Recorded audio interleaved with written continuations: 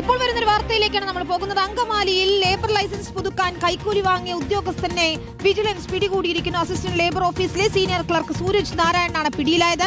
അങ്കമാലിയിലെ കടയിലെ തൊഴിലാളിയിൽ നിന്ന് 1500 രൂപയാണ് ഇയാൾ കൈക്കൂലി വാങ്ങിയത്.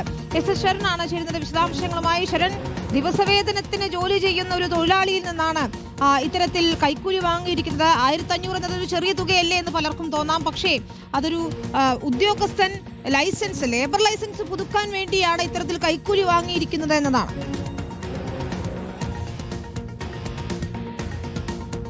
വിനീത, അത് തന്നെയാണ് ഏറ്റവും പ്രധാനപ്പെട്ട കാര്യം. അതായത് ദിവസവേതനത്തിൽ ജോലി ചെയ്യുന്ന തൊഴിലാളികളിൽ നിന്നാണ് ഇയാൾ കൈക്കൂലി വാങ്ങിയിരിക്കുന്നത്. 1500 രൂപ എന്ന് കേൾക്കുമ്പോൾ നമുക്കത് ചെറിയ തുകയല്ലേ എന്ന് തോന്നാമെങ്കിലും അവരെ സംബന്ധിച്ച്, തൊഴിലാളികളെ സംബന്ധിച്ച് അത് വലിയ തുകയാണ്. അങ്ങനെ തൊഴിലാളികളിൽ നിന്ന്, അതായത് ഒരു അങ്കമാലിയിലെ കടയിലെ ഒരു തൊഴിലാളിയിൽ നിന്ന് കൈക്കൂലി വാങ്ങുന്നതിനിടെ 1500 രൂപ കൈക്കൂലി വാങ്ങുന്നതിനിടെയാണ് ഇയാളെ വിജിലൻസ് സംഘം പിടികൂടിയിരിക്കുന്നത്. കഴിഞ്ഞ 2 മാസമായിട്ട് ഇയാളെ വിജിലൻസ് സംഘം നിരീക്ഷിച്ച് വരികയായിരുന്നു. അതിനിടയിലാണ് ഇന്ന് അസിസ്റ്റന്റ് ഓഫീസറുടെ കാര്യാലയത്തിൽ വെച്ച് ഇയാൾ പിടിയിലായിരിക്കുന്നത്. ഇയാളെക്കുറിച്ച് വിജിലൻസ് പറയുന്നത് ഇയാൾ നിരന്തരം കൈക്കൂലി വാങ്ങുന്ന ആളാണെന്നുള്ളതാണ്. സാധാരണഗതിയിൽ ഡിസംബർ മാസത്തിൽ ലേബർ ലൈസൻസിന്റെ കാലാവധി അവസാനിക്കും. അങ്ങനെ ജനുവരിയിൽ അത് പുതുക്കേണ്ടതുണ്ട്.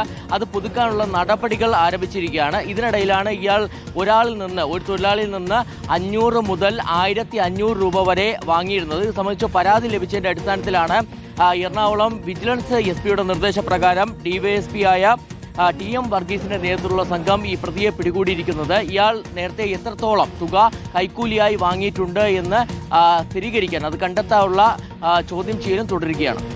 ശരി, പാവപ്പെട്ടവരിൽ നിന്നും ഇത്തരത്തിൽ തൊഴിൽ കാർഡ് അല്ലെങ്കിൽ ലേബർ ലൈസൻസ് പുതുക്കി നൽകുന്നതിനാണ് കൈക്കൂലി വാങ്ങിയിരിക്കുന്നത്. ആ ഉദ്യോഗസ്ഥൻ ഇപ്പോൾ പിടിയിലായിരിക്കുന്നു എന്നത് തന്നെയാണ്. എസ് ശരണാണ് വിശദാംശങ്ങൾ നൽകിയത്.